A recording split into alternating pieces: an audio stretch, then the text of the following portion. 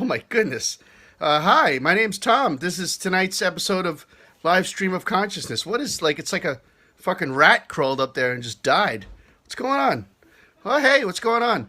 I just drove to New Jersey and back today. It's like I don't know, 10 hours altogether or something. It wasn't music related. It wasn't a gig. It was just a favor I was doing a friend, and he rented me a really fat car, and I went really fast. And this is the head I have, and I thought I was gonna have to do this show from the car with the phone like planted over here, and I'm like, hey everybody, I'm driving and doing the show, but I made it home. Enough about me. How about you? How you doing? I'm doing good. Are you here to tune in to Darren Buck tonight? Because Darren Buck is our guest. Let me tell you something about Darren Buck. He's a good guy. Yeah, I know that's only like a tiny little bit, but usually I get to stalk my guests online all day before I do this video. And today I drove to Jersey. I didn't stalk Darren at all. So let me tell you what I do know about Darren.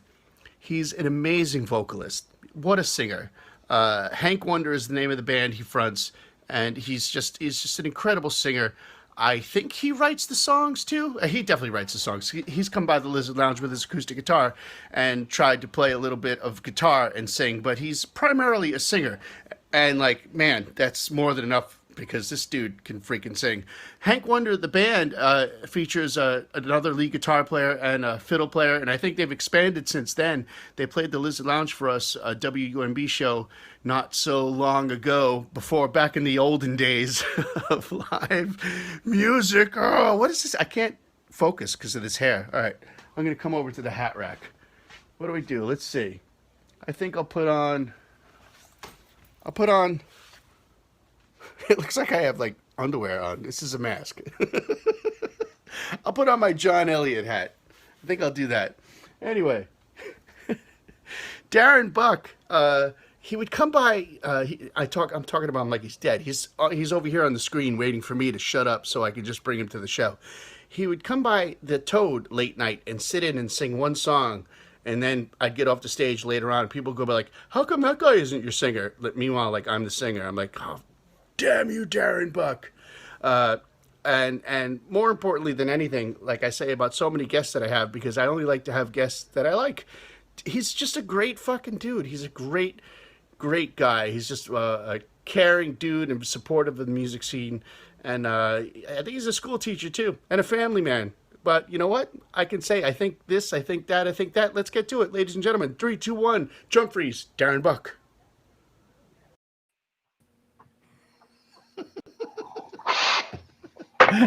How's that for the worst intro? I love it. I love that. I love that. Yeah, I love that. The only thing you could say about me was that I'm a nice guy, which is if you're gonna say one thing about me, that's a good thing to say. He's a nice guy and he can sing. I don't know. What else do you want? What else you need? What else you want? I want to know more about your sweet tricked out ride to Jersey and back. It was a rental. It was a rental. I was. Oh, wait, before we do anything, Darren, Okay. I just wanted to. I want to start the show properly. I think you know what I'm talking about. Hold on. Oh, seltzer. This is There we seltzer go. too. It's my Hank Wonder pint glass. Thank you very much. Ooh. I got these in the mail. It's my Hank Wonder pint glass. Cheers. Cheers, my friend. Yes. Maybe we do this in person one day. Yeah, one of these days we'll hug. we all might just hug and just start crying. I know. The weeping shall begin. The weeping shall begin. This is fun. Man, they rented some big SUV like an Infinity. Oh. And so I put it on sport suspension. And I'm not an advocate of driving crazy, but I just hightailed it, man. I didn't drive like a maniac, but I freaking hightailed it there and back. I was like, I'm not going to get caught in anybody's traffic. I actually took the GW bridge through New York. Yep. You know what I'm talking about. You spend time in New York. The GW is like running the gauntlet. You never know. I got in now. Dude, on my way home, an accident happened in front of me. 3 cars, and they didn't pull over. They were on the GW, and like the cops hadn't gotten there yet.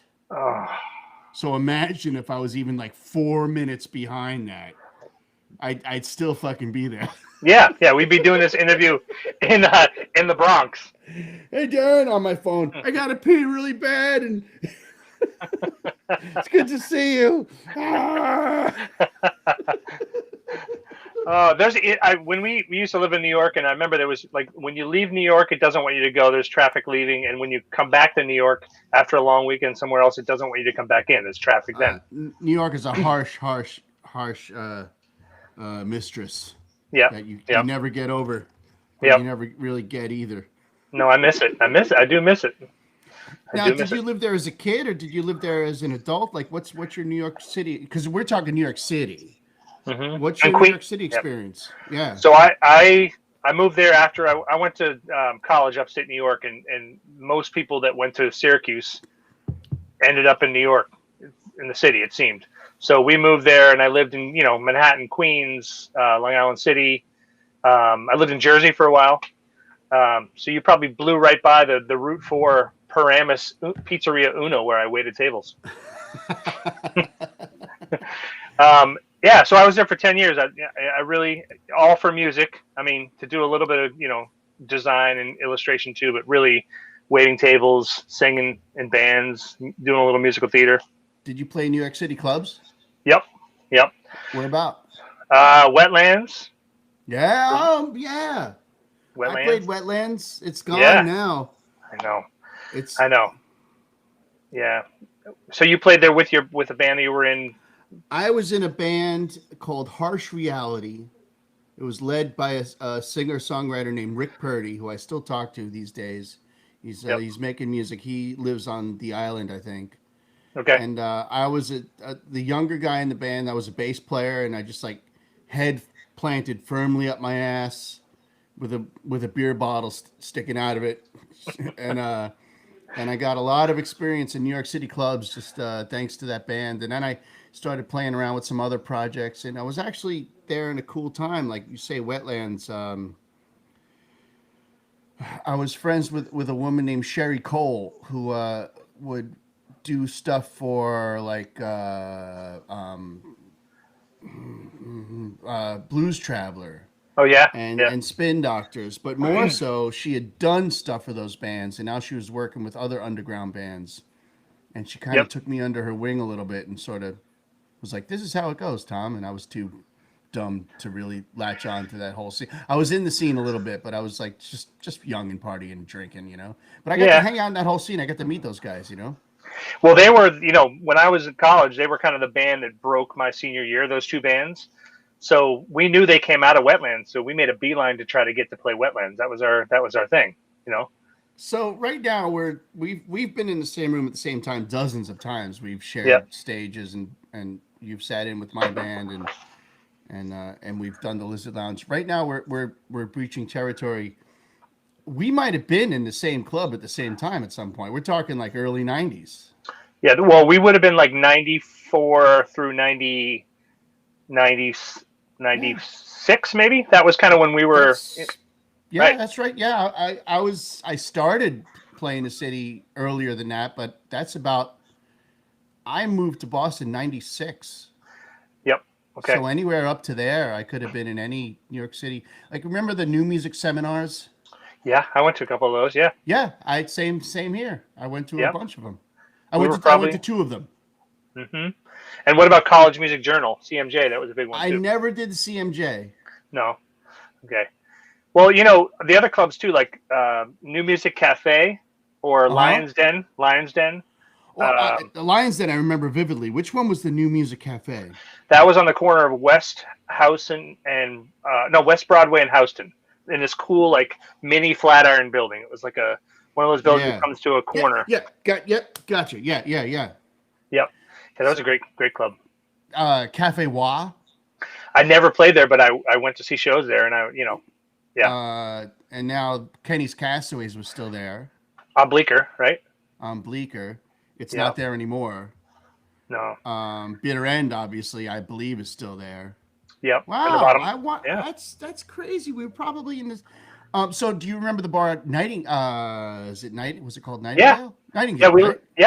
Yep. That's where Spin Doctors kind of had their first Absolutely. thing, right? Yeah, yep, That's kind of what prompted me, sadly, to leave that band I was in because um, I I got see we were kind of like this hard funk band where we put not like sort of like old tuxedo jackets on, very yep, 80s. yep, yep. The guys in the band were older than me, and they were like almost glam rock, Yeah, metal, almost metal glam rock. And I started to hang out with that scene. There was a band called Kindred Spirit, yeah, Mexican mud band. I don't know if you remember. I think those guys were from Syracuse. yeah. They were. Yep. And totally. And there were bands. Yeah, Mexican Mud Band. There were a lot of bands that were kind of when we were playing the Syracuse circuit. They were kind of the slightly older bands, and they had already Yeah, kind of moved on to New York. You know. yeah. Yeah. And Milo Z and the Authority. Remember them? Milo Z. Oh my God. I know. Yep, I Now, remember them. they used to come to Johnny D's. Milo Z. Yeah. Wow. Because he kept going. Is he still going? I Not have now. Not no now. idea. I I hadn't seen them on the calendar for years, Yep. but I remember seeing them on the calendar at Johnny D's. I remember seeing them at, I think it was Mondo Cane. Yeah. Remember the place. And oh my goodness. I think the Yeah. guy's his name was Joe, the bass player. Yep. Oh Yep. my goodness. Yeah, they were really good. They used to. Oh my goodness. We would open for them sometimes at Wetlands, and then they would open for us at Zodiac, which is a club in Syracuse, New York. That Which is makes total sense. yeah, What a great pairing that would be. yeah, it was a good trade off. But they were much bigger at that time. I mean, they had a higher profile, but in Syracuse, they were kind of trying to break into that market a little bit, as I remember it. I don't know, like if anybody else is entertained by this conversation. Maybe not. Judging I by mean, the chat, I'm saying not because nobody's even like typed hello yet. yeah. But I'm loving. I'm fascinated. No, I love it too, and you know, I mean, I care if people are watching, but at the same time, Of you and course, I, we're always in clubs where it's so loud and we don't get a chance to talk. we don't really get a chance to talk. The Right. Lizard Lounge. It's always because we're respecting the stage Yep. because it's a singer-songwriter night that was set up for songwriters to have a quiet stage, and the Toad Yep. is just a fucking train. Yep. Yep. It's a freight train. Yep. But those nights, man, Thursday nights. Yeah. But just to kind of go off on the Toad thing a bit, is there any update at all? I mean, nobody really knows a lot of what's going on anywhere right now, but No, I don't have any insider information if that's what you're asking. yeah. I did talk to the owner of Christopher's and Cambridge Common and Lizard Lounge and Toad because they're connected, and he was just devastated. He was just so sad. He Yep. was so upset about having to furlough, lay off staff. He's had staff Christopher's has been open like 30 years or something like that. He's had staff that's been with him that long, and like Yeah. 20. He mentioned to me one guy he had a lay off, let go, whatever the terminology, whatever you actually have to do when there's no work to be had. He was like, yeah, he was single and now he's like has 3 kids and they've grown up in this establishment and yeah, he was devastated. He was like he was in tears Right. about the whole thing, and I mean, I've never owned a business like that, but this is the side that nobody ever sees, like the stories behind the people that work at these clubs and these restaurants. right. And when you have to let them go, it's got to break your heart.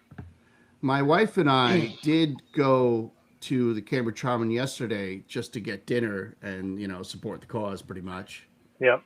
Yeah. And you know what I'm going to do right here? Yeah. I'm typing a comment just to see if this thing works. Oh yeah, the comments work. Just nobody wants to say hi. Okay, that's okay. No, nobody loves us, Darren. They're all. I guess we're just too loud. They're scared. I'm watching. Hey, yeah, Tom Bianchi said hi. Well, there's 9 people watching. I can see that. That's what the eyeball means, right? Yeah, that's you and me and 9 people, man. That's where we're at. Yeah.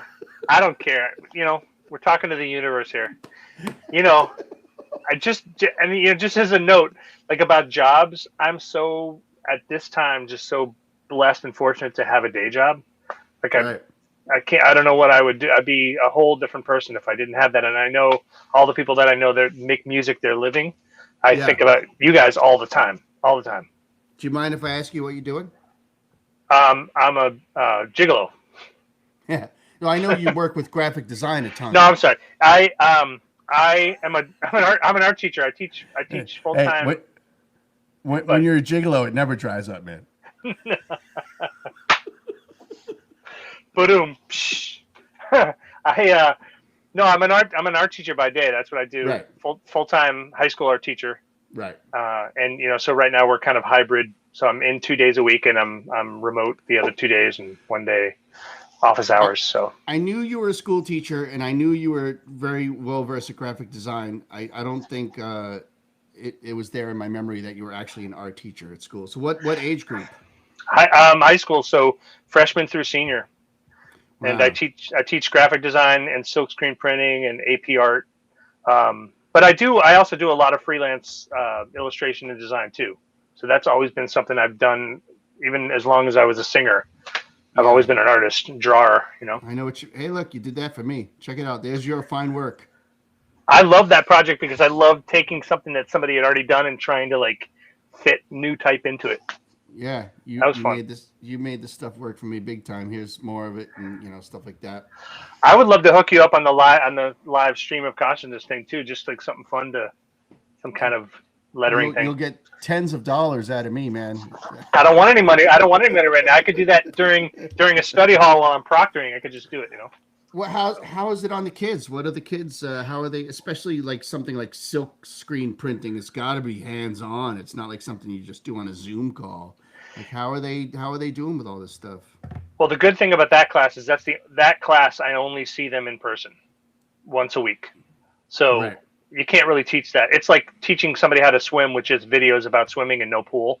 That's kind Right. of like Right. what it would be like if I didn't have them in the room. So there's only one kid who there's only The most tragic final exam ever. Everybody drowned. it doesn't work. It doesn't work. You have a lot of sad people.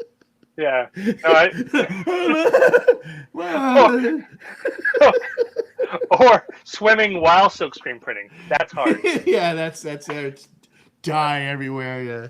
That wouldn't work. So yeah, no, it's good. I mean, they're with me once a week and they're in person, so that's good. Oh, that's cool.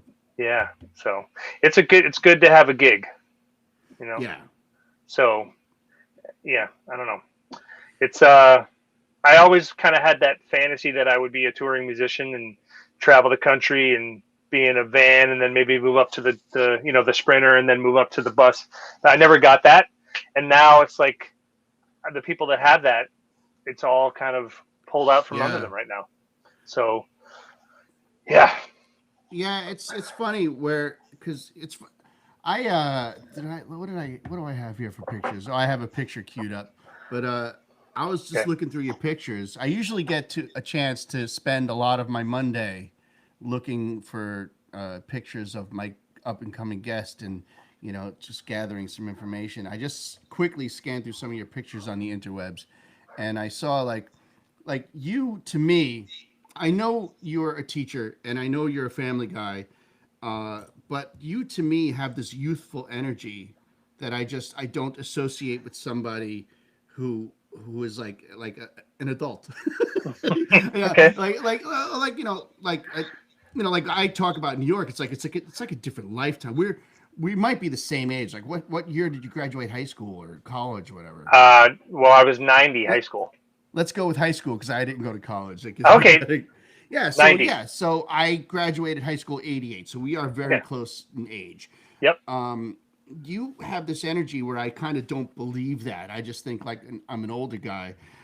And I was looking at some pictures, and it's like, I was like, oh shit, this dude's been around. This guy's got history and past. This guy's, Wow. and it made me think like I'm in the same boat as you. I did a little bit of touring and a little bit of traveling, but I never got past the larger van. I never got into Hmm. the bus, and Yep. but I also think to myself, pre-COVID, of course, that I've been making a living like you with arts, me with music, and I'm not gigging and performing, but putting on concerts, which is more paperwork, laborsome, designing Right. this room. It's. But I think to myself, remember I was hanging out the Middle East, the club. I wasn't actually hanging out in the Middle East. Uh, Yeah. never been. I haven't even been across the ocean. But and I remember Joseph, the owner of the Middle East, is like he said something came up. I was like, oh, that dude's a rock star. And Joseph was like, you're a rock star, Thomas. You're living the rock star dream. You're a rock star. And I never forgot that. And he was just kidding around. It's pretty casual. But like to me, what you're doing it's just as rock star as anything. It is. Well, you mean the teaching part, or just singing when you All can of it. sing? Yeah. All of it. Yeah. I appreciate Singing that. and teaching and being in the art scene and passing on doing work for other people, because you did some legit work for me. I hit you up to do some work, and although you didn't charge me much, I was happy to give you the money for the amazing work you did. Yeah. So it's like, yeah, we're doing it essentially. We're fucking rock stars. Yeah, Right. we may not be Fleetwood Mac level, but you know what? Fleetwood Mac, all those people, they all have kids and family and juggle it all. And when you strip it all down, they're just people making music and doing the other things they have to do to get by. Right. Right. And I'm sure you've had people that are touring musicians say this to you, but like, be careful what you wish for, because Yeah. it's not really that glamorous of a life when you're in it. You Mm. know. I don't know if you know, like, so I grew up in a little town west of Boston called Sherburne, which is this little apple orchard town Yeah. near like Natick and Framingham. And I grew up with a guy named Chad Ermston, who's 4 years younger than me, but he went on to be in the band Dispatch and State Radio, and now he's doing his own thing. And Dispatch is still around, but it's like he's the guy that's out there, touring all the time, or he was. Mm. And I know it takes a toll when you're away from your family for that long. He's got 3 little kids and a wife, but so I think from talking to him and also talking to like Zach Hickman, who you might know, but like other people who are Of touring a course. lot with other acts, it's not all glamour. So yeah, but I appreciate it. I do feel like if I'm, and I think you're the same way. I cannot stop creating. I can't stop, whether it's making music, singing, writing songs, drawing, whatever it is. I just am one of those people that have never been able to stop. Mm. You And we know? get to play and make the music and put on the shows. And, that's the thing. That might have been what drove us here, or really fired us up as kids and young adults. And we still get to do that all the time. It's a great place to be. It is. It is. You It know? is. It's a dream Yeah, in its own way. yeah. Well, that's all good, man. I'm glad. How's family holding up with COVID and everything, and like how y'all handling it over there? They're good. My kids are, my daughter, her high school is like in the midst of being rebuilt, so they're totally remote right now. She's not even going in, Mm. which is kind of a bummer as a sophomore. She'd like to be in there with her friends and teachers in person. My son is 2 days out of the week at the middle school, so it's just crazy. It's funny, you were mentioning earlier, my wife is a personal chef, so she's kind of worked through this whole thing for the families that she normally works for. The only difference is she couldn't go into their kitchens and cook for them. It was Mm. all done in our kitchen and then moved, you know. Right. So things have been good, and we've been steadily working. But it's funny, you mentioned me as a family guy. It's like, and you also mentioned me as having a youthful energy. I just had dinner upstairs with my family, and I was reminded by my kids how immature I am.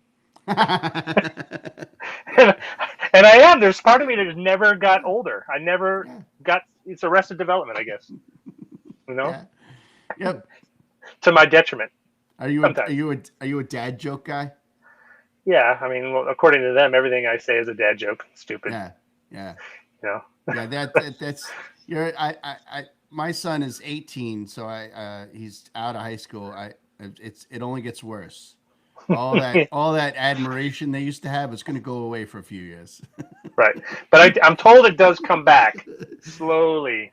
Oh, it even shows itself in little Yeah, little pops in here and there. But yeah, for the most part, you're an asshole. You're just why? What are you talking to me for right now? right. Get And out your of my music is never room. cool, right? You're never a cool musician. Yeah, nah. Thanks for No. showing me the Beatles, but let's not talk about it for 5 years. Speaking of the Beatles, can I just go off on a tangent right now? Yeah, sure, man. So I was visiting my friend Richard Gutman, who is a good friend of mine. He lives in West Roxbury, and I just went in to see him really quickly today. And he's got a crazy vinyl collection. And I and in high school I knew about the Beatles. Obviously, growing up, I knew about them, but I didn't really become a fan of the Beatles until college, really. And I never knew that they had an album that had them all like holding like butcher. They were like butchers holding like pieces of meat and like a leg of a lamb. Did you ever hear about this? It was like the album cover that got pulled. Yeah, they did some weird stuff. I did Yeah, know about that. he had a copy of it before Yeah. it was, and then I guess then they replaced it. All they did was put a new album cover over the other one. So people got this album that they could actually steam off the new one and get the old album cover, the Beatles just sitting there with all these cuts of meat. It's kind of a spooky image. That's cool. Yeah. So speaking of the Beatles, that was just today. Yeah. I know that because of Alan Goodrich, the drummer. He's Leo Shimataro's been playing drums for Baker T, but Okay. Alan Goodrich has played drums for Baker T for a while. He's always welcome. But he's one of those guys who knows what Paul had for breakfast the day he wrote "Let It Be." He's one of those guys, Like a Chachi LaPrette. Yeah, yeah. I don't know what that means, but yeah. Well, Chachi on WUMB. He does the Breakfast with the Beatles. He used to be on BCN. Chachi. I don't know. Okay, no. Anyway, he's a big Beatles guy, but yeah. Sometimes the master. Yeah. Go ahead. No, I was just going to say, I was going to go off on a tangent about radio because you grew up in Long Island, so your radio stations were not the stations I listened to when I was growing up. I was going to say a similar thing. Sometimes the local Massachusetts references go over my head. Yeah, okay. My wife is from Revere. So she's got them all. So she's got them all. They'll do like a local commercial, and I'm like, I've never heard that, Yeah. But I remember like Crazy Eddie. I don't know if you guys had Crazy Eddie up here. I know, but prices are insane. That guy. Yeah. We had friends in Connecticut, so we would go visit him, and you heard it on the radio. I remember that. Crazy Eddie. Yep. Yeah. Or PC Richards. Remember PC Richards? PC, I know it well. My parents still get their. Yep. They still get their electronics there. Did they really? Yeah. Oh, I guess. Yeah, still around. Oh, they're absolutely still around. You will probably be like, "What the fuck?" Every time I don't care, and we should stop talking about this. But every time the Yankees strike somebody out at home, the whistle plays. That little jingle. Yeah. Right. Yeah. I can't do it. That's it. Yeah. Yep. Yeah. Do you remember Nobody Beats the Wiz? Absolutely. Yes. Absolutely. Yes. Yeah. JNR Music World, all that stuff. I want to go back to that New York City conversation we were having. I got my band to play Nightingales. Baker Thomas? Or no, the other band. The band I was in at the time. Really? Yeah, I think I actually started to say I got them to play Nightingales, but they were like a hard funk band. They didn't like it. The band didn't like it at all. They were like, in fact, one of the guys, like, we had this other manager guy that was working with us who was kind of getting us cover band gigs, and he was really getting us horrible gigs, shitty gigs. Like he wasn't doing well for us. But cover band gigs that get canceled and stuff. We'd show up, nobody'd be there, kind of thing. Yeah. And they told him to go shake the bartender down for money. It was like a Monday night at Nightingales, and we brought like 5 or 6 people. I'm like, what the fuck are you doing? You're in New York City at the club that's launching all the local bands. And my friend Sherry got me in the door. Why did you? And they sent them to ask for like $100. I was like, what the fuck are you doing? Oh my God. It was the beginning of the end of that project for me. Well, that place was, if I remember, it was because we lived on Avenue A and between 13th and 14th, which is right near there. Which was not a nice neighborhood back then. No, and Brownies was there, but other than that, it wasn't really. The clubs were great. Yeah, but it was pretty iffy. The daytimes was great. Yeah, daytimes. But daytime was real nice. But Nightingales was pretty much just a room. Yep. There was no big elevated stage, right? The square room, and there was like a big mirror on one side or glass behind the bar. I remember that. Yeah. Ground, like maybe a stage, maybe this big, just ground level stage. Yep. Joan Osborne, she had her start there too, I think. Pretty sure. It was what Toad is to us. Right. Maybe with a younger, like like Toad has all our veterans playing, and Nightingales was like up and coming, smoking hot local bands, Right. Right. Yeah. When did you start writing? Oh, that's a nice question considering this show is supposed to be about you. This show is about you and I talking, as far as I'm concerned. I started writing in high school a little bit, a lot.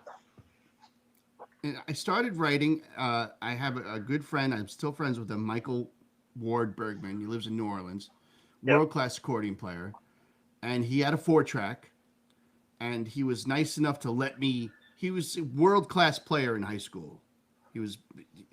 He after a 2-year hiatus after high school, he focused on going to Berkeley and got in on a full ride, which we know a lot of people have gone to Berkeley. But it's not easy to get the full ride. No. Like the full ride. Like he didn't pay. I don't think he worked at Jake Ivory's every night to pay his rent. But they wanted him there. They. He's got a part in a Grammy now from one of Yo-Yo Ma's side projects.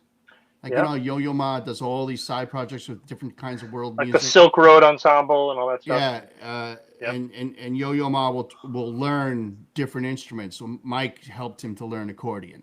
So that's the level he's at, Wow. But he was nice enough back in high school. Like, and I'm a guy with an Ibanez bass going, like, I didn't know what the fuck I'm doing. I played in the church band. I like G, and I'd play G, and then A would come along. G, you Christians come to D, for the Lord comes and C, and we would fuck off in his basement with his 4-track. And he just was cool enough to just like let me hang, and I'd be like, "What chord is this?" I'm learning my theory, and he's like, "You just listen, man." He's like, "Just listen," and he really taught me how to play music and listen. So I wrote a lot in high school. Right. But after high school, I just played in that band I was telling you about, and I got all the rock and roll bass chops from like 1989 to like 1992 or 93. I just played, and those are years like I could play for 3 years straight right now, and I wouldn't get as much as you play 3 years from 19 to 22. That's when you like, you develop all the chops. Yeah, exactly. Right. So I got all the chops. It's like I went to bass college by just playing in New York City bands for that whole time period. And then I left that band and picked up an acoustic guitar and just started. I was like, I can do this. I can write my own shit. I was so sad about that band, the way they treated that club. It was really very specifically about that. Like the way they treated that club. And they were just like, well, that's not the direction we're going in. I'm like, why does this have to be a direction, dude? Can't we just make music? Right. Because that's kind of what that whole Spin Doctors hippie scene was all about. Totally. And I love that even back then, you're thinking about the club aspect of it. Like how you treat the people that you play that are hosting you for that night. It's interesting because you have that kind of 360 view even back then. Maybe. I mean, yeah, I was learning it maybe because I think I also, in fairness, I probably didn't think, you know what? Yes, I was always good to the clubs. I think of myself as a dumb young person. And then I go back, I wasn't that dumb. I was all right. Yeah. I remember some nights at clubs where hanging out with the staff and I just started to play. And I played in Long Island for a couple of years after New York City, and I brought those bands to New York City, and then I got into drugs and burnt every bridge I had, and I moved to Boston. Yep. Because Boston was a new opportunity, right? Yeah, I had to get. That's how I quit doing drugs. I just had to get out of that whole Long Island, New York thing. I just had to fucking leave it. Yeah. It was my rehab. Boston was my rehab. Wow. Well, I know. It doesn't often show up on many. When you Google rehab city, Boston doesn't come up. So I have to talk a little bit about how I came to know who you were, because Hank Wonder, the trio that I lead, which we're like 7/10 of an album recorded. We're waiting to do the last 3 songs, but so it's coming. And I'm working on all the album art and the liner notes. We're going to do vinyl just because it's a design problem I want to solve. All the layout of it, but right. But anyway, I was like Googling. We were just a band that had done a lot of covers, and we started to write a couple songs. And I was looking up open mic nights in Boston, and I don't know what I Googled, like the open mic to go to or whatever, and you came up, Tom Bianchi. I'm like, Lizard Lounge. All right, I had been to see some shows, so we showed up at one of the open mic challenges. Mike, Annie, and I. We Right. only had two songs written that we felt confident enough to play. So we played our two songs, and the way that people watching this, the 6 people who are watching it, probably realize, is that you play your two songs and you get picked. If you're lucky to be picked, you get one more song to play. And so we had two originals. We came back up and we were like, shit, I guess we got to do a Sam Cooke song. And you were like, no, no, no, no, no. There's people here that want to play tonight. And if you're going to do a cover, I got to let them do it because it's an original challenge. Right. Yeah. It's So, part of the rules. right. And we knew that, but we were just we didn't think that last song was ready. So we went ahead and played the one that was not quite ready yet. And, and that's gave us such a boost of confidence that we could actually do it if we just, so that's the first Tom Bianchi chapter in the Buck Bianchi book. That's a nice story. Yeah. Well, you're you're held in high regard by our band because we were just kind of starting out trying things, It's funny So- because I like it. I there's other people who have said similar things, but I guess I'm just I just have no self-esteem or confidence. I focused on negative shit that I did there. I focused on all Yeah. my fuck ups, I know that. I know it's not about you, but I know that feeling. Yeah. It's like deflecting a little bit. Yeah. Yeah, I do miss the open mic. yeah. I think George Woods has done a real nice job with it. He has. Yeah, it was great. I mean, when it was getting going, and then everything stopped. You made me a great shirt for my the anniversary. One of my Yeah. last anniversaries there. I think it was a 10-year. With the brush lettering. Or yeah, you made me a really nice shirt as a present. I have good news and bad news about that shirt. Oh no. Yeah. Yeah. The good news is I still have it. Okay. Bad news is I've lost so much weight it don't fit no more. Oh Well- yeah. And that's a good problem to have. Oh yeah. Look at that. I'm doing the sexy dance for you. What's that shirt? Watching the viewers just drop one by one. Or the little eye shuts, the little eye Yeah. with a trombone. Wah, wah. Wah, wah, wah. Yeah. What's that shirt you're wearing? Lily Black? Yeah. It's young kids, local band. Mike Barry is helping him out a ton. I Cool. don't know if you know Mike Barry. He's a local musician, been playing for years. But he's I don't know if he would be the manager, but I think his kid is in the band. I think his kid is a drummer, so I'm not 100% sure. But Cool. local band, they're just wonderful. They're wonderful, talented, kind of a punk rock band. Right. I should know more names in the Boston scene. I feel like being away in New York for my whole college formative years and post college, there's a lot about Boston that I missed when I wasn't living here. Growing up out in the suburbs, I used to take the subway, the Green Line in from West Newton, and I would go to see like Marty Sexton play in Harvard Really? Square when he was busking, and that was my music experience back then. Now, did you know you were going to see Martin Sexton, or was it just like, I'm going to Harvard Square, and that guy's there all the time? We went one night in the summer. It was like 88 or 89. And he had just come to Boston, and he was under the Coop awning. And we came down the alley where Passim is towards the Right. Coop awning and saw him from the back. And I swear I thought it was Michael Hutchence because he had like curly black hair and a leather jacket. And I was really in excess. I'm like, what's Michael Hutchence doing here? And then we come around the edge and there's people gathered around. And that was our first exposure. I made a recording of that back on a boombox back in 89, later that summer, of him recording playing on the street right in front of Bertucci's. I mean, that guy, his voice is like, such an inspiration to me.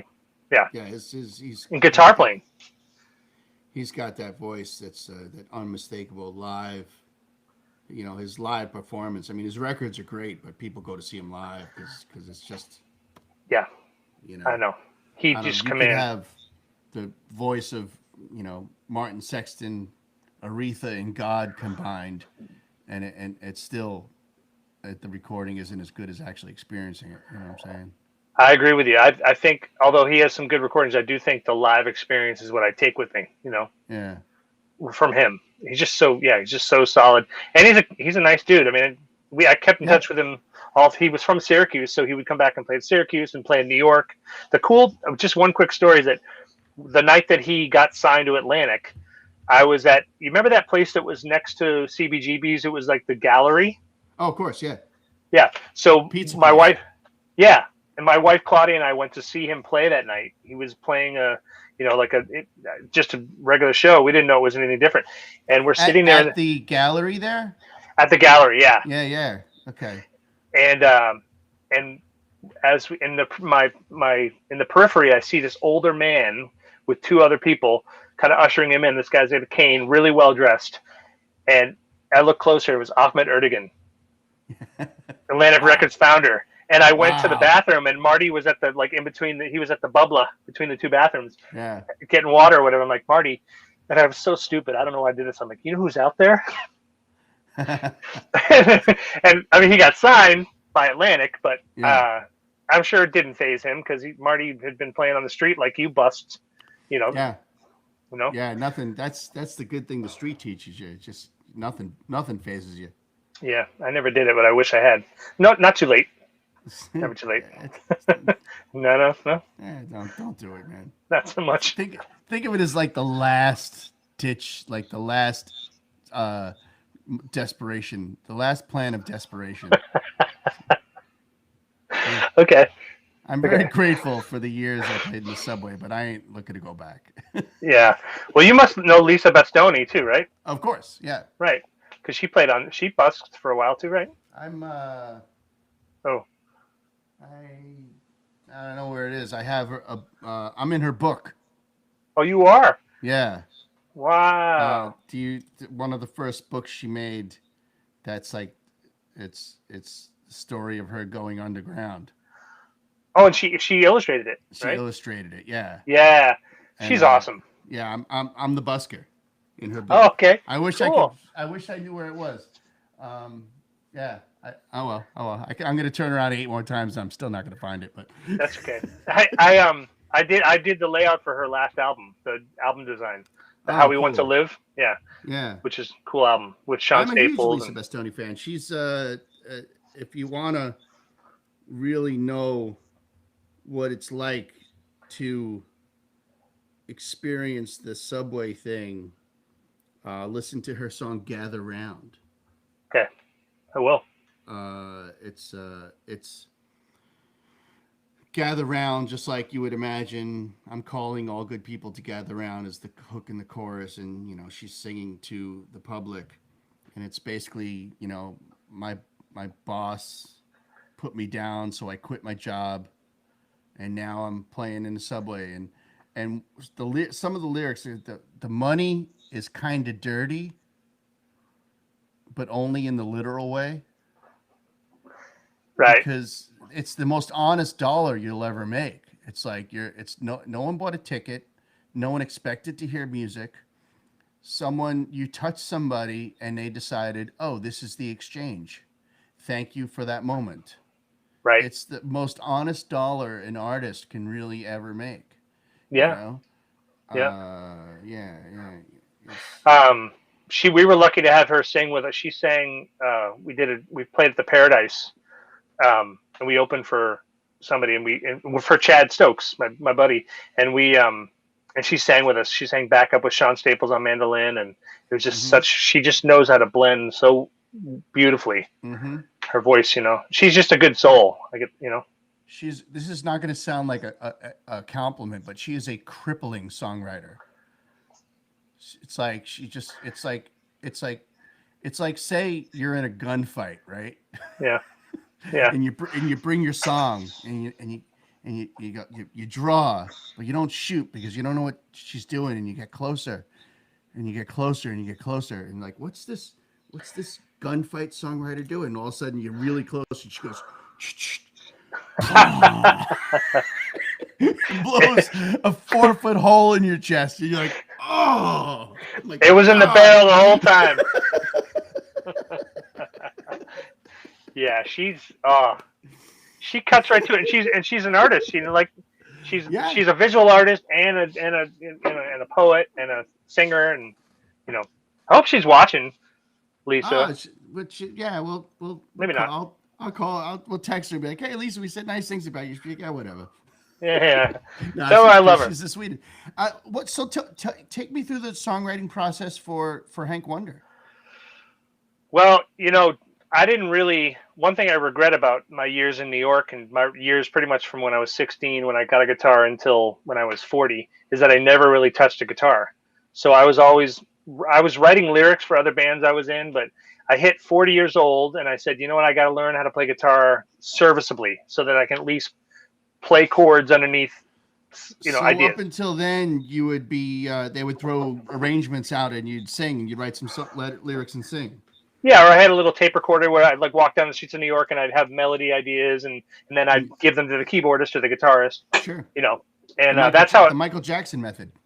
yeah, yeah. I was a lot like Michael Jackson, um, back in the day. That's literally what he would do. He would sing the parts to Quincy Jones, and Quincy Jones would just make it happen. Right, like "Wanna Be Starting Something." All that stuff was his mind, right? Yeah, All those yeah. parts. I think Yeah, a lot of his writing was just in his mind that he would just tell it goes like this, it goes like this, and right. it would just So happen. now, yeah. So I think now that when I got to be 40, and I think it was maybe however many years later, maybe 3 years later, I felt the songs started to come out because I was at the point where I could actually play along, and that's kind of how the Hank Wonder songwriting came along. Because Mike and Annie, they weren't they we were just doing covers. So when I came up with these originals, they were just kind of like, wow, where did these come from? Because I was surprised too. So I pretty much I'll write the songs, and I'll only really entertain. I'll follow a song if I feel like it's worth following. Some I'll just work on for a while and put them aside. But Of if course. one gets to a certain point in my mind and I feel like it's there, I'll make an iPhone recording, send it to Mike and Annie, and they'll put if they deem it, like if I don't hear back from them after a couple of days, it's usually because it doesn't hit them, you Right. know. But the ones that do, they'll put their own parts too, and then we'll rehearse and build up Mm. the song from there. So it's a great thing. I mean, they're so giving, those two people. It's unlike any band I've ever been in. There's no diva in the band. So what do you do with the ones? I'm in a similar position. What do you do with the ones that they don't just and of course nothing against them, the ones that they don't latch onto. So you have this collection of songs that's being filtered through the band and becoming this new thing. Yeah. And what do you do with these songs? It's like, these few, maybe some of them you don't even like, so whatever. But like, I bet there's got to be some in there you're like, oh, I still want this to be a thing. Yeah, I don't know. It just there's one song that I still of that mix that I still feel like has validity. Maybe it's not a Hank Wonder song, but I feel like I'm not gonna let go of it because it happens. This song happens to talk about doing. I should send it to you, but it's called "The Long Drive to Muhlenberg," and it's basically about being in a band, sleeping on someone's couch that night, not getting Mm, paid anything, driving back for basically not having the money to pay for the gas, but just doing it for the love of it, and just wanting to die playing your last chord, you know, wow. like just Yeah. so it's kind of sad, and maybe it doesn't fit with the other stuff we're going to put on an album, but yeah, like that song, I don't know. I mean, I guess it just kind of hangs out there. I don't have an interest in being in another band right Would now. you pick up an acoustic guitar and take it to the Lizard Lounge and maybe have this collection of acoustic songs that are Yeah, just you? yeah, I would do that. But you said, and I didn't take offense to this at all, but you said, he would come to the Lizard Lounge and try to play guitar while he sang, which is exactly what I was doing, because Mm, I'm not a guitarist. Uh, so that's the perfect place, or was the perfect place, and will be again, to come mm, and just play, even if you're not the best guitarist in the world, but to put a song like that out there and listen to what mm. the crowd thinks. Because the crowd's just there to hear a song. They're not buying the album. They're just hearing the song in the moment. If they respond, it's a beautiful thing, right? Yeah, and it's I- like it's a great audience to do something like that in front of, because they're very supportive, Totally. but also like a audience of very talented peers. So you're putting yourself in the hot seat, which is where you want to be. Remember, Totally. Julie Rhodes came in and did that. Julie Rhodes, obviously a wonderful blues singer, but she came in just yeah, I'm not really comfortable playing guitar. She came in and just played some kind of, I don't think it was slide, but kind of like open tuning blues or something like that, if I remember right. It's a long time Yep. ago. Yeah. Yeah, came in. Everybody was like, holy crap, that's Wow. freaking Julie Rhodes. Did you ever have anybody besides her that was like a huge celebrity drop in, like of a band that was on tour, just came in? We've had a lot of interesting. Well, first of all, Interesting, Will Daly is a friend, right? and Yep, he's a local rock and roller. He's the real deal. He's been yep, on stage with Willie Nelson and John yep, Cougar, Neil Young and shit. He's like, and Chris Trapper came in and sang some of the Push Stars. yep, That's a big yep, name. yep. Ryan Montbleu is we go back really far, but these are like friends of mine, so that's why they're Yeah, coming by. But as far as like random names, guy that was in the band Orleans yeah. Still the came one? by once. Still the one, yeah. He Yeah, came by once and tried really. some songs, and I was like, "Oh, you're in fucking Orleans, yeah." And he was cool, and we chatted him up a little bit, and he's a rock star. Yeah. Trying to think of anybody else who came in. Speaking of Will Daly, by the way, not to derail your thought, but his drummer Dave Brophy played on the album that is about to come out. That guy is Yeah, a did he yeah. produce it too, or where'd you get it done? So Zach Hickman is producing at Q Division, So and is he he playing? played right. Yep, and electric, and Sean Staples on mandolin, and Dave Brophy on drums and percussion, and Oh then just the three goodness! of us. Yeah, And COVID put a halt to that record. yeah. But I Ah. know, but we'll get in there. They're overdubbing right now. I know there's people in there. They are I've starting to seen. do stuff. Yeah, I think I'm doing something in there in December with a show, a Okay, project. yeah. Uh, oh, that's cool. Do That's you cool. remember? And I don't. And you can tell me whenever we have to stop this. But do you remember? Do you remember the night we did the open mic, the big chat? What's it called? The big challenge, the one where all Yeah, the winners yeah. get together. The The main event. main event. We were Mike and I were on doing like one of our songs. I'll be up. And we're singing it, and we look over, and freaking Meg Ryan is sitting there. Do you remember that? Oh, that's right. Meg Ryan was there. Yeah. I don't know why.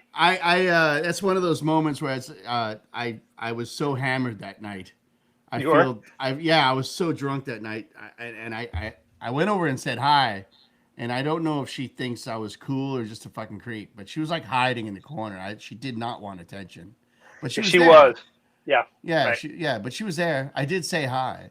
Yeah. I think, She seemed nice. She clapped. I just went over. I just wanted to say hi and thanks for coming. It means a lot. And she was like, oh, nice. Actually, now that I think about it, I'm more probably embarrassed about me on the stage, but I guess I pulled over drunk well enough to run a show. Nobody ever said. Yeah. I never No. got fired, Darren. Well, it was a celebration. I never got fired, and I showed up to all of them. So I guess, Right. but yeah. There's that. There's that. But sometimes I think like, oh, if I, maybe she was scouting. Yeah. This Could've. guy's hammered. He's not right for Maybe you reminded her of Dennis Quaid. yeah, I don't maybe I don't think so. I'm not tall and good looking enough. No, but I've heard the Quaid brothers are heavy drinkers, so at least that's Well, whatever. Randy is a mess. He's crazy. Yeah. He's probably Well, watching right now. I don't. I do. I look back sometimes because I've always been a partier, and I've been sober for almost a year and a half now. I think actually probably more than a year and a half. I do think back about some things because like I've been like in stuff long enough to think I wonder if that was a missed opportunity because of there's no regrets. You can't live that way. You can't Right. live with regrets. But like I do think to myself like, oh, I wonder if that was the night that they were. If I really just killed it, they would have been like, oh, I got something for you. You know. I Yeah. have a lot of that in my past. Do you have those moments in the morning? I have those in the morning. I don't get really anxious about much stuff, but somehow if I wake up early and I can't get back to sleep, that's when those thoughts creep in, and they're gone by daybreak. But I don't know why it is. Like maybe it's whatever. Oh, it's for me. It's just every once in a while I go ah. Yeah. I remember something. I go ah. Yeah. I know. But if it was meant to be, that's another way of looking at it. It would have happened. I blew an interview for MTV, The Real World. I mean, in retrospect, I probably am really glad I never did that because it's everything that I everything I stand against. I hate it. Like, maybe that's why I blew it off. But like, I auditioned as a street performer for some commercial, and they were like, no, but we need jugglers, but I got a gig for you. And she was like, it's a reality thing, and blah blah blah. And she told me what it was, and she's like, come back Wednesday 9 a.m. And I fucking never made it. You would have been on the show. She called me back like the next day, and she's like, you're a fucking idiot, because they needed you, and I set you up. All you had to do is show up. Could have spiked it. Yeah. Like, like all the stars, they always say 90% of success is showing up, or some shit like that, or 50% of success is showing up, whatever it is, whatever percentage of success is showing up. You didn't make it that day. I didn't make it that day. I did a thing. Speaking of MTV, I had a friend who was a producer. You remember that they used to have these shows, like stupid shows, like Sex in the 90s? Yeah. Right. So there's one that they needed somebody to do a voiceover that had a fantasy about TLC. Okay. And I didn't have a fantasy. I mean, great band. They're all attractive women. I mean, I didn't really have a fantasy about them. Sure. So they brought me in. They paid me like $150 and gave me an MTV T-shirt. And they said, just make up a fantasy about TLC. Yeah. So it says, if you watch the episode, I have it on VHS somewhere. It says Garen. It does say my name. And it's basically all they did was show video clips from their videos. And I talked about some fantasy about lighting candles with the 3 women from TLC. And did they go, why'd you go and make it creepy, man? No, they were coaching me as I went. They're like, oh, the candles. I like the candles. Oh yeah, tell me more about that. Yeah. No, it's funny. This is our generation. This is so I'm doing an acoustic solo gig in probably 93, 94 out in Eastern Long Island at some club, like some dune club, And it was all the talk. Kennedy was going to be there. Which Kennedy? MTV's Kennedy. Sorry, I thought you meant one of the Kennedys. No, Kennedy, yeah. No, the MTV glasses. Kennedy. Yeah, with the glasses, The antithesis of a Kennedy. Right. Because, she's Kennedy, whatever. I don't even know if she has her last name, but she's a Fox News anchor, Yeah. And so that was all the buzz. So I'm playing, and I'll tell you what, you'd love this. This was my rig back then because I was young and stupid enough. I had a Fender Twin Reverb, which is like, it's heavier than anything. It's like a Leslie. It's like a Leslie. It's like Thor's hammer. Right. I can't carry this thing, man. I have the power to play the Fender Twin Reverb.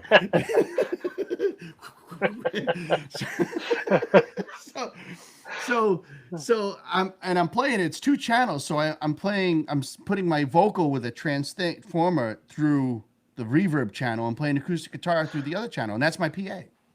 Very 50s, very 60s. Yeah, very right. Very Sun Studios. Like if you look at the Ray Charles movie, one of the most authentic things about some of those scenes where he was playing in a club and he's playing piano and his mic is in a Fender Twin Reverb right next to him. That's what he's singing through. Yeah. It's a fucking Fender amp. It's just a guitar amp. Right. Which is how they used to. That's why that's how they used to do it. But I'm doing my acoustic set, and then like Kennedy rolls in, and she's just like standing really close to me and just fucking talking as loud as she wants. She's like just totally shitting on me as a musician. Like she could not give a fuck. And I thought to myself, I'm gonna be rude. I was like, what a fucking cunt. You are in the music scene. You are MTV. Yeah. You are in this club, and you're just standing as loud as you possibly can. You're standing as close as there and talking. Blah, blah, blah, blah, blah, and just absorbed it all and left. And I thought, what a fucking... my God. You suck it. And I was right, because now she's a crazy right-wing Fox News anchor. That's what she does. Right. She talks about how, masks are stupid and whatever her fucking thing is now, Right. So she would just be there to suck the life out of a room. Suck all the creativity and life out of a room. Walked in, sucked all the life out of the room into a little fucking thing. Yeah. And then walked out and joined Fox News. Right.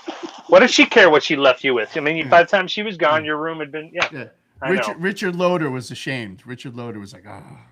Richard Loder. Wait, Richard Loder. Oh, not Kurt Loder. Kurt Loder. Kurt Loder. Yeah, I remember him. Well, these names are going back 30 years. Oh, Sorry. man, Kurt Loder. And Duffy. Remember Duffy? Yeah. Duffy. And Triple J Jackson. Yes. I mean, 120 minutes. I don't know if you ever watched that. That was kind of my education in like alternative rock. What's his name? This is funny, man. This is our conversation. His name Adam. What was the host's name? Yeah. Of 120 minutes. Yeah, I want to say Adam Levine, but that's not his name. It's, no.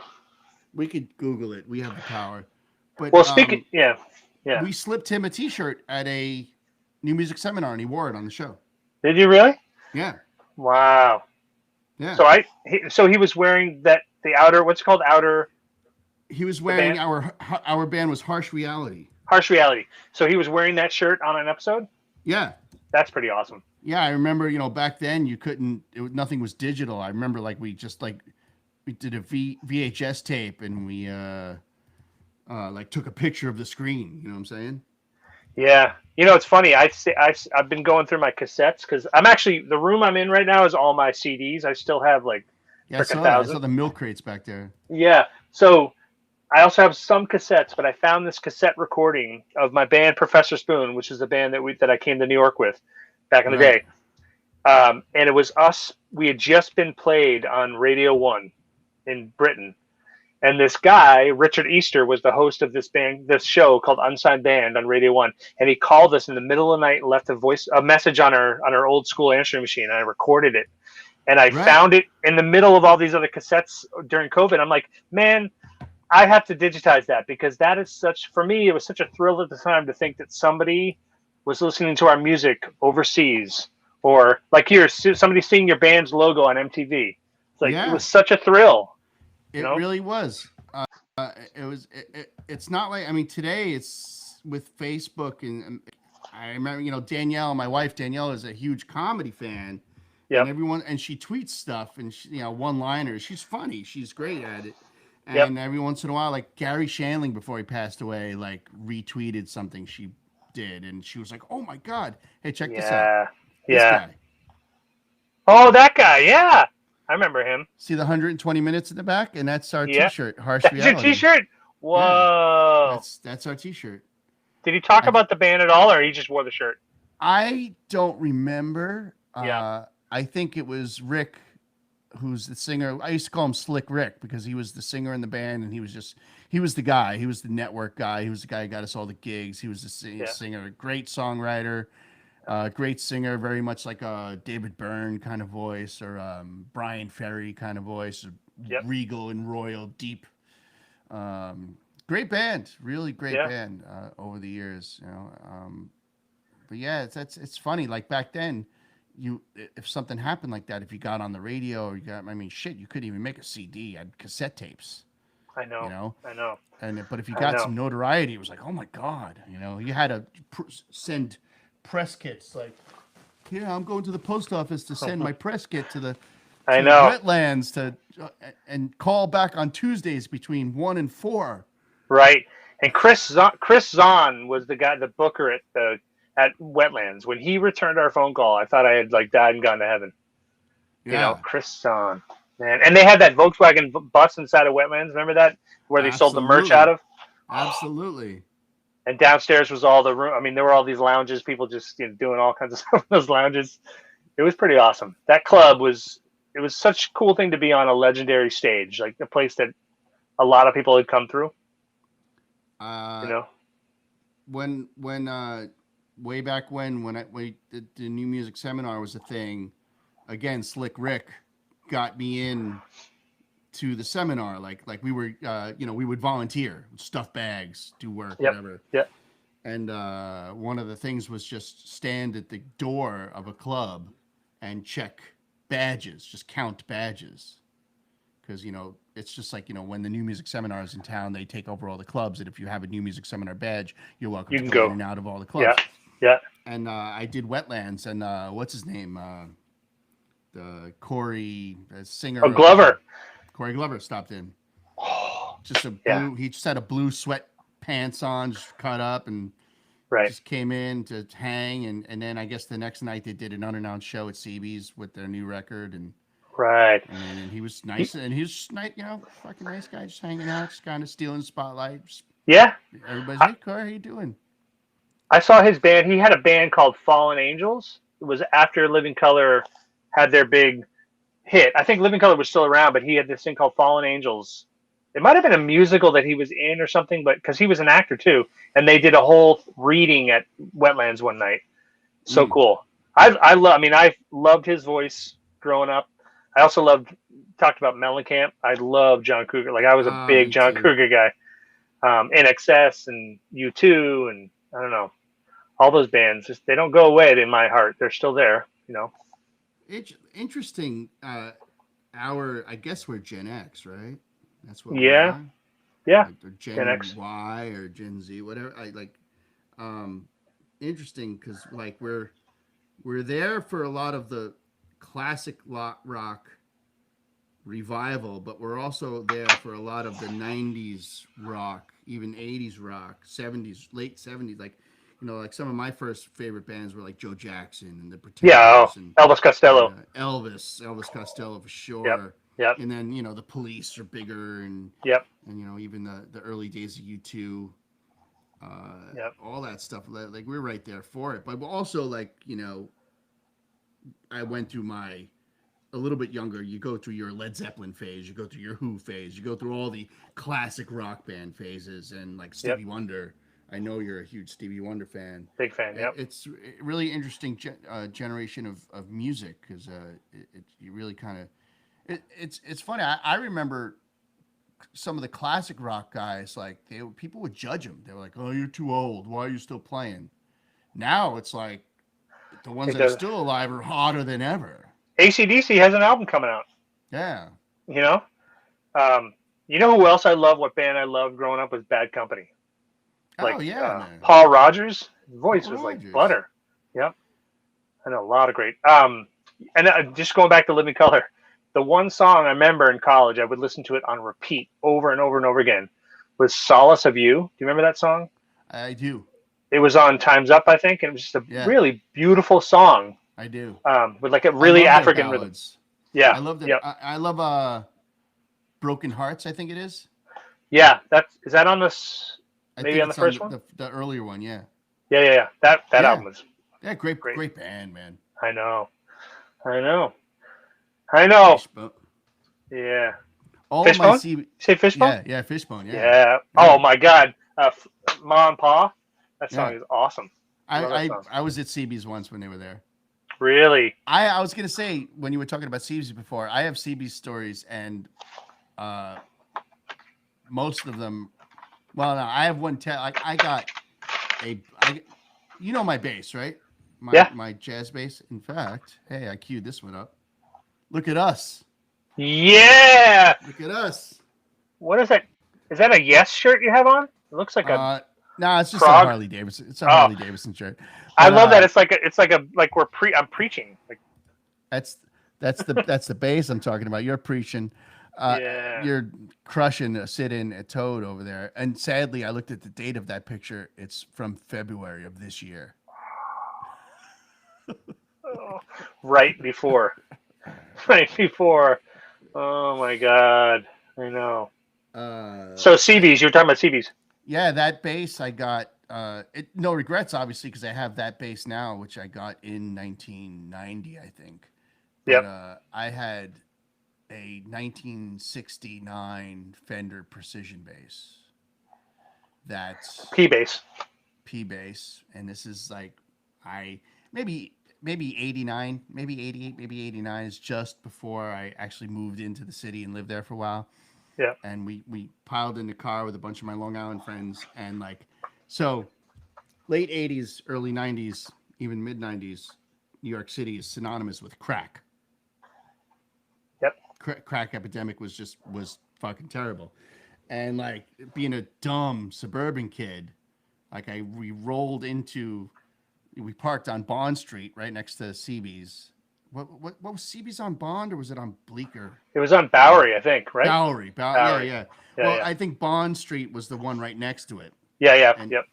there was a fence there, and we parked right. We got a spot. It was early, and we were going to. This is before the CBGB's gallery. It was just a pizza place. Okay. They weren't doing shows out of there yet, or maybe the gallery opened up. Maybe was it the pizza place, then CB's, then the gallery right next to it. It was before the gallery existed. Yep. In any case, and I was like, let me put the space in the trunk because that's where it'll be safe. So in broad daylight, I took it out of the back seat and put it in the trunk and shut the trunk in it on Bond and Bowery. And we went in and drank beer and played pool because I was playing there that night. Yeah. Back when you would drink beer all day and play pool and then go play. Yeah.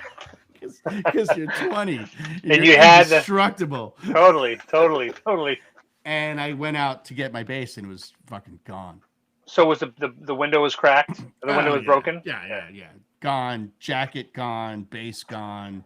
Amplifier gone. Like everything just gone.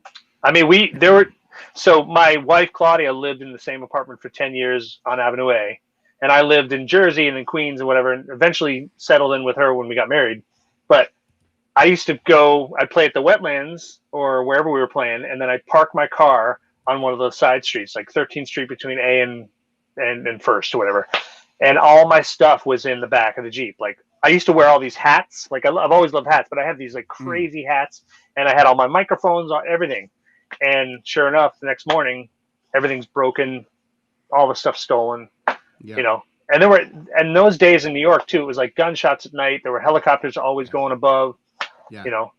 It cleaned up a lot when we were there. I mean, Giuliani did a lot of shitty things in the city, but one thing, he did make that city safer while I lived there. And I mean, but he also pushed people out, It's terrible, but it's hard to describe to somebody today, especially in today's climate, because today's climate is what it is. And there's Rudy Giuliani, getting caught with his fucking pants down. And Borat. Borat. Yeah. I mean, I saw that. It's silly, but it's just the idea that he's that dumb to be in that position. I know. And he did some horrible things for New York, and you can argue whether it was good or bad, but you cannot argue that it became safer. Like at what cost? I suppose there's an I know. there. Yeah. But I got mugged like 3 times, and one of them was serious. Like one of them was serious, where I was like scared, and the other 2 times was someone like, "Give me your money now." Yeah. And it, and I'm like, "Oh."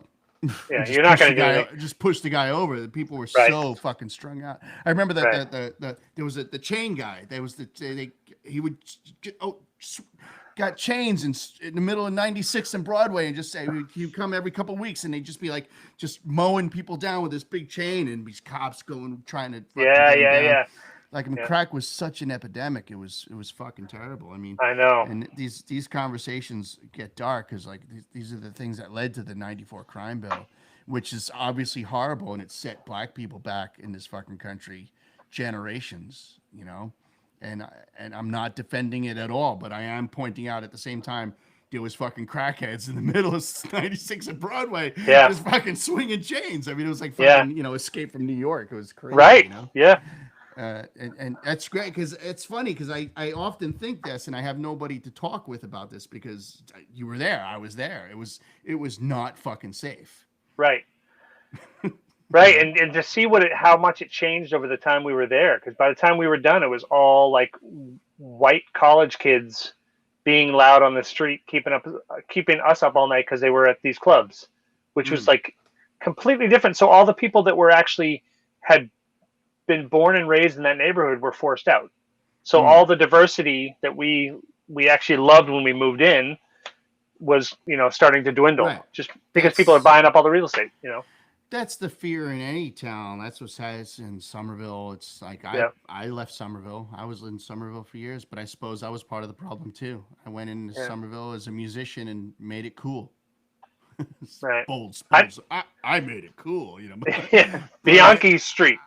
But that's what artists have been doing forever because we're desperate enough to live in any fucking area that with cheap rent. Right. And then we come in and bring art. It's what Williamsburg used to be in Brooklyn. Now that's like a shishi area. Used to Yeah. be, I Dumbo. remember in the early 90s, so like it's very up and coming. It's very up and coming. Yeah. What Somerville was or Williamsburg? Williamsburg, Yeah, right. Park Slope, Totally. Williamsburg. Yep. I lived in Yeah, Long Island City. I had a beautiful studio for like 500 a month.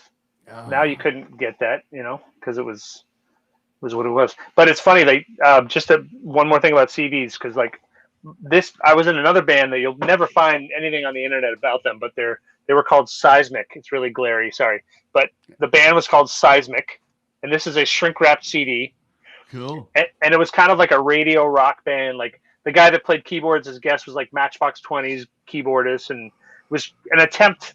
They were trying to get on the radio as like an alternative rock band. Yeah. Anyway, we were just about to play CB's and it closed because what was the guy who owned it that he wasn't paying his rent and they forced him out? I Yeah, don't remember. but I no regrets, but that would have been cool to stand on that stage. I did it, man. Yeah, yeah, Bunch of times. and it was You didn't miss much. yeah. It was pretty fucking. I mean, then again, early 90s, so it's just crack ridden. I remember we were playing, and there was a woman in there completely cracked out with a baby. A real baby? Like a fucking baby. Oh my god. Standing in front of the speaker, going like, "My baby loves the volume," and the baby's like, Oh my god. and like, Go they're ahead. like, "Man, you can't do that," and they're like trying to nicely kick this fucking crackhead lady out of Oh there. my god. Yeah. Right? Yeah, that's not a place for a baby. There was no definition between the men's and women's rooms. It was just two like bathrooms, two rooms with like holes. Which is really what a bathroom is.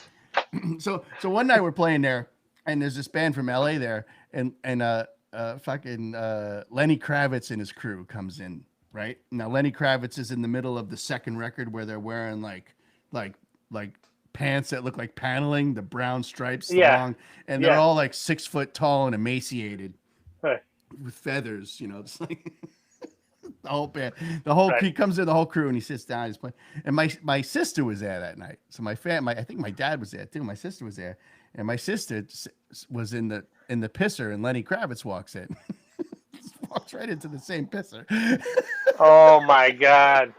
Yeah, and he's like, "Oh, sorry," and she's like, "That's all right, it's okay," and Whoa. Lenny Kravitz. Yeah, he was so blown out. And I remember later at night, I'm sitting in front of the club, and we're all loading out, and Slick Rick, band leader, my band leader, is sitting out there, and he's like chatting up Lenny Kravitz because he's got balls of steel. And Lenny Kravitz is on another planet. He's just like, fucking, Yeah. probably, I don't know if he had sunglasses on, but Yeah. I'm like a fly on the wall. And then and my buddy Rick and Lenny Rick is talking, "Hey Lenny, how you doing?" Blah blah. And Lenny's going, "Yeah." And Rick, a very intelligent dude, immediately loses interest in this because Lenny Kravitz is just fucking blown. Yeah. And this other dude, a fan of ours, I think let's go with Pete. I don't remember his name. And he's short guy, kind of short, stubby guy, business suit guy. He has a business button-down shirt on. Very, straight guy. Just love the band, And short hair. Is a nice guy, kind of chubby little dude. And, and Rick finally's like, "Hey, Lenny, this is Pete. Pete, Lenny." And he walks away. So Pete's stuck with Lenny Kravitz. Lenny's up here. Pete's down here, right? And they just sat, and Pete's going like, and Lenny's just going like, and they had this like non-verbal conversation for like 5 minutes. They just stood like, neither one of them bailed. Right.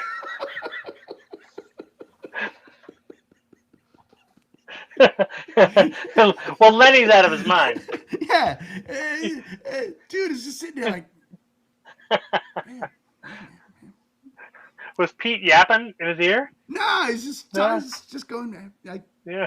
hey, kind of like, but like, like nodding, like, Yeah. oh man. Yeah, I like Lenny Kravitz. I mean, I was definitely in his first album, and Oh man. yeah, like that whole and Mr. Cab Driver, all that stuff. Great, I great band. remember here. Like, I would imagine we're both very influenced by MTV. Yes. Yeah, I mean, I didn't. Just to be honest, in Sherburne, where I grew up, we didn't really get it until very, very late. Oh So wow. you Okay. probably were watching it much earlier. We had like Danielle would get this reference. We had V66, which Oh was yeah. like right. It was like a UHF channel, and it was our our MTV. I've heard her mention that for sure. Yeah, I mean that's all we had in Sherburne, especially. But yeah, I did watch a lot of MTV later on. I guess this would be later on because it's Lenny Kravitz, but like I remember seeing and hearing the video for Let Love Rule for the Hmm. first time before I knew who Lenny Kravitz was, and I was like, what the fuck is this? I know. It's just 70s and dry and like zero production, even though I'm sure it took a ton of production to make it sound like that. Like it was so raw. Yeah, yeah. And it's just coming out of the 80s with synthesizers and you know click track production and shit. I was like, It what didn't. the It fuck didn't is fit. this? Right. It didn't fit in any box. Yeah, it was. I was great. I was blown away. I was Yeah. like, this is awesome. And I mean, I like I like some of the stuff that he came out with later. He did kind of a little go off the map a little bit, like became just kind of a like retro sounding rock act. But he has Yeah, like "Fly Away" is a great song. There's a lot of yeah, great hits in there. You yeah. know, He like yeah. that side, man. We both. I know. Well, the good thing is, I mean, we can go whenever, but I don't have to get up. Like I usually get up at like 5:45 a.m. to go to school, but these days are so different with the way the schedule is at my school that it's not. Those early mornings aren't as early anymore, which is so nice. Those You know. nights that you would stop in a Toad, was that your schedule? Yeah, I mean, some days, you get lucky. Sometimes you have in the rotation, you might not have a first class or something. Sometimes you maybe Right. don't, but usually I was just burning the midnight oil because I'm to my own detriment. Like very likely, I am a night owl. I always have been. Right. Right. You know, um, Yeah. but that's just the way I'm wired. And in some ways, I was never. I should never. I should not be a teacher. I came into the job. I didn't seek the job. It came to me anyway. But it's Yeah, like but you're an art teacher. You're the cool teacher. I know. And if I had to be any kind of teacher, and our teacher's a pretty cool You teacher can to be a be. little blurry eyed. They just think you're like kind of quirky and cool. Yeah, I mean, you must he's be a high. hit. You must be a hit. I mean, you must be like you're a good looking fucking dude. You're a musician as well as an artist. You're almost 50 years old, and I only know that because you're a couple years younger than me, and Yeah. you're still like a svelte and skinny fucking good. Not skinny in a bad No, way, no. like Yeah, yeah. like The- you must be a catch. They must be like, is he married? And you're like, yeah, and they're like, oh, I got a lady. No, yeah, Yeah, I mean it's a good. It's I think you're inherently. It's hard to screw up an art teaching job as far as like to be the cool person because you're teaching and also like I'm listening to music all the time in the classroom, so you know my shuffle is can be frightening to some kids on my and I still have the 160 gigabyte iPod. You know, I'm the old school guy, but yeah, they kids seem to the coolest thing is when you get kids who are just like I love your music because they're not my own music personally, but the music I listen to yeah. because they're high school kids. They're probably not getting that, unless their parents are really cool parents. They're probably not getting, you know, New Orleans funk and Mm-hmm. classic soul and classic rock. I don't know. So anyway, enough about me and my music selection in the No, classroom. yeah, that's I mean that's huge. It's all part of the and I don't say this in a bad way. It's all part of the image. You're this art teacher and you're spinning some tunes in class and keeping it loose and I mean there's I don't think there's anything worse than the strict teacher that's like this is how it will be and no one No, will they will experience no joy. No joy no, will happen here no today. joy. First rule, no joy. No, I mean you're setting the stage, right? Because you want them to be creative and feel like at peace and chill. So music is the only way I really know how to do that. You Hmm. know, so yeah, it's a good gig. It's a good gig. I remember at that grade, uh, I always wish because I'm not very artistically inclined at all, paints Yeah, or brushes or drawing. I'm really No, and I guess I haven't tried hard, but nothing has ever come natural to me to think that I could reach any level. It would be very much like it just never came to me. And music Yeah, did, and I always played music, but like the coolest teachers in the building were the fucking art teachers, yeah, hands down. yeah, That's yeah, that whole section, and the art kids were just as cool. yep. The art kids I worked hand in hand with because we did a lot of music. My friend Michael and I that I mentioned before, we actually put on shows. We were both very involved in school productions, and then we just decided we just want to do our own thing. And we actually, in my senior year, we actually did 2 full-scale productions, concerts That's cool. with painting and backdrops and everything. Yeah, But we yeah. couldn't have done it without the art kids. Right, right. Yeah, we did. I did something too, and because we had the AFS talent show. AFS was like the exchange kids from other countries. It's like Mm, American Field Service, whatever. But we would have twice a year we would have the AFS talent show, and that's where I first ever played in a band. Was you would get together a couple buddies and play like a John Cougar cover, and but there was we teamed up with some kid who was really into lighting, and we did like this cool slideshow, you know, read like right. a William Butler Yeats poem and played a Waterboys song. I don't Now, know, now, are you Waterboys. talking about in your high school when you were in high school, or are you talking about as a teacher? No, when I was in high school. When I When was you in were in high high school. school, right, Yeah, right. So let me yeah. ask you, as a teacher, does music ever intersect? I know you say you play music in the class, but like, does it ever intersect with like do you do any extracurricular stuff there, that kind of thing?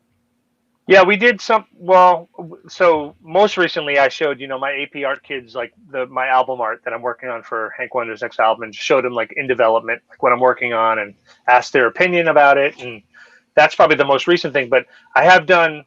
There he is, Hank Wonder. So we, but I did this thing that we did for 5 years. It was a buddy of mine who doesn't teach at Dover Sherburne anymore, where I teach.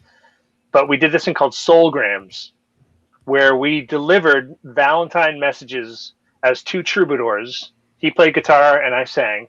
And we would go around in black suits, like black suits, red tie, and we would deliver. A kid would write a message to somebody in science class, like "I love you" or whatever, and we would deliver it in one of 3 ways. We had a Sam and Dave kind of template, we had a Marvin Gaye template, and we had one other template, and we would bust into these classrooms for like a couple periods on Valentine's Day for $5 a pop and deliver these like improvised soul songs using the lyrics that the kids wrote.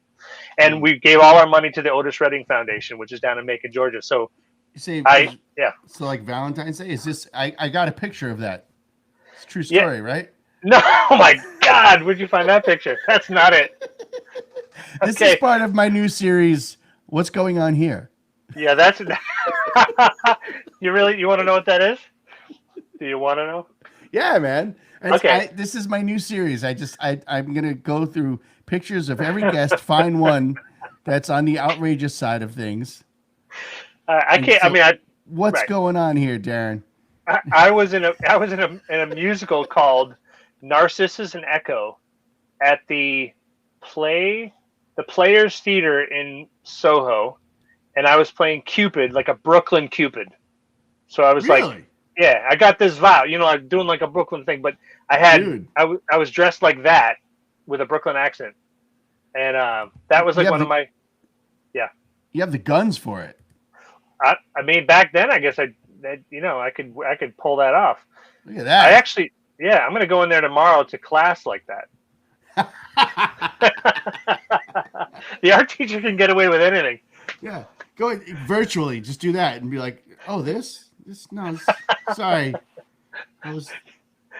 I'm wearing a mask. You can get away with anything as long as you have a mask on It's Halloween. It's Halloween. in a week. Yeah, or you wear that, and they go, "Oh, is that for Halloween?" And you go, "Halloween." Oh yeah, yeah. It's for Halloween. Wipe a little blood. Wipe a little blood from you. And then you're quietly escorted out of the building. Oh man, wow. Yeah, I remember I was in a theater company in New York called Absolute Theater, and I would perform on stage with drag queens and transsexuals and everybody, that theater company was such a cross section of every kind of person, and I loved it. And I remember thinking at the time, like, one day when I have kids, I can't, I have to be accepting of everything, because I'm in it right now. This is, I don't know. It felt like it was so far from where I grew up, in this Mm, little rural town, that's one of the moments in New York that I just, like, I reveled in. I loved it. I love the fact that mm. you could be with all these people performing, and it didn't matter, you know, who they were, what their preference was. I don't know. I'm getting off on a tangent, but No, being, being in a show like that, like, you just got, you met so many different people when you lived in New York, and I wish I could have stayed there forever, but it just wasn't viable. yeah, I hear that. You know, it taught me a lot, and I think everybody should. It's like everybody should work in the service industry to get an understanding of humanity and how to treat other people, because I feel Yeah, like everyone should have to live in New York, or not have to, but live in New York around a really diverse group of people with different, beliefs, different sexual preferences, and coexist with them. And then tell me how intolerant you're going to be. Like, that would it would solve a lot. It would, for the uh, most part. I hope. I don't know. You never Probably know. still have a few stragglers, unfortunately, but yeah, I think that would do it. It did it for me. I don't know if that directly to New York, but more so like out of high school, because Long Island is terrible. Yeah, I don't know much about. I mean, I've been there a couple times, but It's like all the big town bullshit, and none of the big town benefit. Just a mm, million people trying to get to their place on the highway. It's just like it's everything's perpendicular and parallel and perpendicular as far as roads go, and it's almost very symbolic of the way people think. It's like I think this way, I right. think this way, and it's like it's just very, it's a, and people are gonna be like, oh, yeah, but it's a. I grew up in like a racist, homophobic wasteland of thought. Now, thank God I have good parents, Right. and Right. but still I had like all the friends that they were not good people. My neighborhood friends, only very few of them were genuinely good people. Right. Just lost people, like to be. I mean, think about it. A whole island. I live out. So to clarify, there's like Eastern Long Island where all the rich people live, and then Like there's like Hamptons. Western Long Island, which is like Brooklyn, Queens, and even deep Nassau. Hmm. And then there's like the middle. I grew up in the middle. Okay. It's just nothing. you know, it's like all about your chain and your car. It's like when you see those shows, they got out talks like this. It's like I grew up there. Yeah. Now, I'm being harsh on Long Island. I had great friends and great network, but I feel like we were the minority, Right. and it's just I just remember going to New York and like a little bit going like, oh, okay, I knew that joke wasn't funny. Now I know why. I'm at this new music seminar in 1991, and there's everything AIDS awareness, and these are people fighting for AIDS awareness at the new music seminar. And while everybody on Long Island is telling monkey butt fuck jokes or whatever it was, or like bumper stickers that say gay people got what they deserved or some equivalent of it. It's Right. just some horrible fucking thing. Right. And it's like it's almost like I didn't have much of an opinion. I just was like I just knew. I You guess knew I it was just wasn't. wrong. I wasn't evil at heart, but I wasn't guided either. Yeah. you know. Yeah.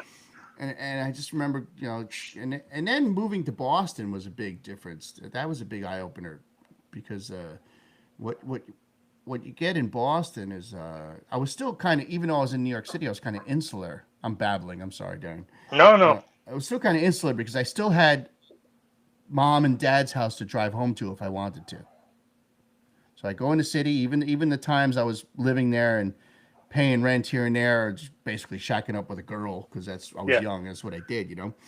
I still had I was still under my Escape hatch. parents' wing, even if I wouldn't be there for 3-4 weeks at a time. I still, Right. you know. But Right. when I moved to Boston, it's like what you get in Boston, what I didn't even get in New York City, and this might sound stupid to some people, but I really got like exposed to people from all around the world, and more so all around the country. Like because you fall into the student town. It's like in Alston, where there's kids from Maine and New Hampshire and Vermont and Connecticut and Massachusetts and upstate New York, and then people from all around the country that Yeah. are here. And you start to just go like, oh, this is so there's so much more. And the thing that you get in Massachusetts that you might have grown up with that I didn't get on Long Island is like, yeah, I remember the first time someone like, we're going to New Hampshire, we're going to Portsmouth to this club, the Elvis Room, I think. Yeah. I don't know. Some No, I don't remember. Yeah. some Yeah. rock club in Portsmouth, New Hampshire. Oh, the And I was press like, room? Not the press press room. room, press room. Yeah, Press room. maybe. Yeah. Yeah. Yeah. Nah, no, it wasn't the press room. It was like more punk rock than that. It was much Oh, okay. guttery Yeah. than that. Yep. And they were like, we're going there. You want to come? And I was like, oh no, man, I got to work tomorrow. And they were like, it's New Hampshire. It's like, yeah, I can't go to New Hampshire. It's another state. They're like, it's 55 minutes that way, man. Like in order to leave Long Island, you have to cross water or Yeah. go over the the Midtown Tunnel. Right. There's all these like barricades. Hours. Yeah. Right. Hours. Right. You're isolated, and like you get to Mass and it's like, oh, I'm in another city. I'm in all these little small cities and all these little towns and every little intersection. Even like cruising around on a motorcycle, I'll go through the town you grew up in. I'll go through Wayland, Weston. I just driving around. Every single Yeah. town in Yeah. New England has a little church, a little center, a little thing going on, and it's like you just start to experience more and more people and like more Unitarian churches and probably per capita than anywhere in the fucking world. And it's Totally. like, and Unitarian churches, every single one of them is Black Lives Matter and rainbow flags Yeah. and Black Yep. Lives Matter and rainbow flags. And you just realize like, I was like, oh, like it's just an eye opener. Yeah, and then I never really thought of it either. Like the state crossing states. I mean, you could be in 4 states in a day. Yeah. Everything's much more concentrated and accessible. Yeah. And the one thing growing up around here too is like, and I don't know if you ever saw it, but like, the little signs on houses that say "Circa," Yeah. like "Circa 1776" or whatever it is. Like I don't know if that even happens in anywhere else but New England. That was like all these houses are so old around here. Or not all of them, but there's a lot of really old houses. So, yep. Yeah. I think parts of the island, because my parents still live down there, are starting to catch up with it a little bit, especially like on the South Shore. They have a little more pride in their areas and, and Yeah. people coming around. But Long Island's very, not that people are red or blue, but it's very red too. It's very Republican. There's lots of Trump rallies cruising up and down the Sunrise Highway. It's like, ugh. Yeah. Yeah. Ugh, fucking. Yeah. And that's I think that's one of the keys. That's why it's the South is like that, because like what you said, people they're not experiencing this theater group with this completely diverse group of people Right. of different creeds, colors, and sexual orientation. Right. And it's just like this thing they're scared of. And what is it to you that somebody wants to live their life differently? They're not hurting you. That's their life. Who are you to dictate anything? Unless they're violently opposing, something that you really need to be concerned for your life. But these problems that people have with other lifestyles, I just don't get it. Like live and let live. And even help them live better too. The people, it's more than live and let live, right? It's more now. It's got to be more than that. You got to, get out of your comfort zone and actually help them live better. Well, that's my next question. How do you feel like today's kids at the grade school level, you're at the high school level, are like? I mean, I graduated in 1988. It was like a bad 80s movie, where it was like Pretty in Pink or whatever the movie is, where there's like a stereotypical Chinese guy, a stereotypical black guy, and white kid. And Ducky, John Cryer as Ducky. Yeah, exactly. Right. Yeah, and it's like in retrospect, some of those movies like, oh God. Yeah. And there was, I mean, you talk about bullying. It was just standard procedure back then. It was yeah. What's it like these days? About like, you mean bullying, like kids? All of it. Just... if there's a trans kid there was a trans kid in my school who committed suicide. and I didn't think much of it like at Right. that age, because you just think like, oh, he was troubled. Right. Well, yeah, he was troubled. Everybody beat the fuck out of him. Right. Never even thought of it that way. Right. He or she is they're already going through such a rough time in anyone's life, and to add insult to injury, they're actually targeting them, and it's already hard enough to be going through that inside. I think at my school, there's definitely more of that than there was when I went to school there, because I teach at the same high school I went to. Oh Another wow, component, yeah. cool.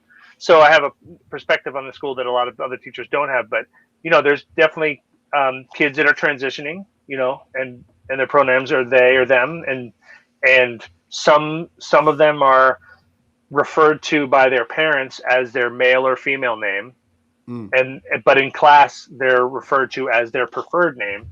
So there's even like a little bit of that between family life and school life, that they have a new identity at school, which is a great thing because it's a comfort place where they can actually feel How, comfortable. how are the kids with each other? Like, is there still some of that bullying bullshit going on, or is Yeah, it?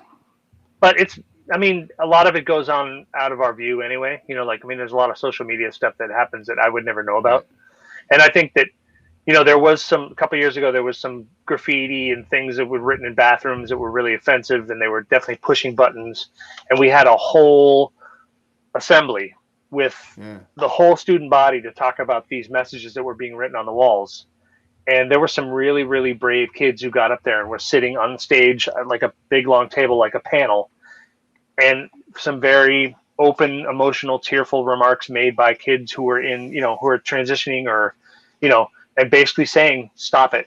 You're hurting people. Like, there's, battles that we're all fighting that nothing about. And when you put something on a wall like that, I mean, so it was really, I came away, we have to do these things sometimes where it's like not a debriefing, but they're like unpacking. Like, when you come back from an assembly like that, you're expected to spend like 15 minutes with your next class, not teaching, but talking about what you just saw. Right. And they're always awkward for me going into it. But at that one assembly, when I got back to my computer lab where I was teaching graphic design, I started crying, just because it's not my school. It's not the school I recognize, Mm. and it happened to be the political atmosphere had changed. So there seemed to be more permission to do things like that, at least, or they're coming out from under their rocks. I don't know if you want to look at it that way, but so it was scary to me, and I laid bare to the kids, and there was one kid, I think they appreciated it, but there was one kid that was just kind of like mystified that I was sitting there crying, like, not like breaking down, weeping, leave the room crying, but Yeah. definitely emotional, choked up. And he was just looking at me like, I don't think he was expecting his male teacher Right. to lose it, but you couldn't not lose it. It was such a raw emotional moment, but it was a beautiful moment too, with these kids to speak out. So Do yeah, you have I don't want to throw your kids under the bus. I don't know if you're allowed to talk about this shit, but like, do you have the occasional kid who's just like oh geez, man, it's the only way to say it is like a fucking trumper who's just like, the trumper who's even further, just like, they're just gay, they're bullshit. A man's a man, a woman's a woman, and blah blah blah. Do you like because kids want to rebel no matter what, yeah. even if it's wrong. I think yeah. I mean, I My don't. opinion is wrong. Yeah, no, you're right.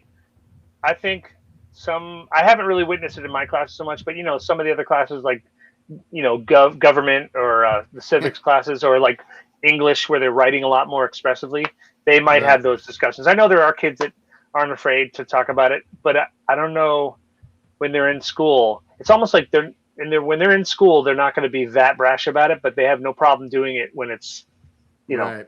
a post, or right. But that's the human condition right now, right? People will hide behind, The not everybody, but anonymous Facebook thing. Yeah. right, Yeah. right. Yeah. So, and yeah, so that's them. Sounds And I like would a do this. fun. I would do this like This is like purging. Feels good, Yeah, man.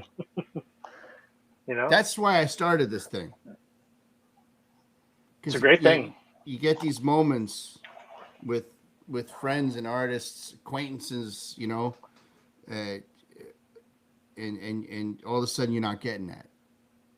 we're not out there in the club and music thing, putting, making records at Q. All of a sudden, we're not out there.